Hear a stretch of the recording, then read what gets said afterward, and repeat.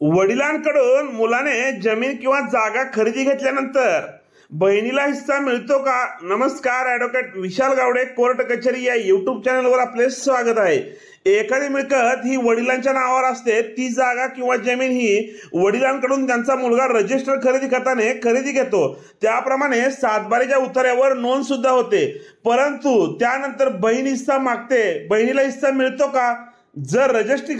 जर रजिस्टर खरेदी खत दिलेले मिळकत हे वडिलोपार्जित असेल तर खरेदी खत होऊन सुद्धा बहिणीला हिस्सा मिळतो. परंतु जर ती मिळकत वडिलांच्या स्वकष्टार्जित असेल व वडिलांनी एका मुलाला खरेदी दिलेली असेल, त्या परिस्थितीमध्ये मात्र बहिणीला त्या मिळकतीमध्ये कोणताही हिस्सा मिळत नाही.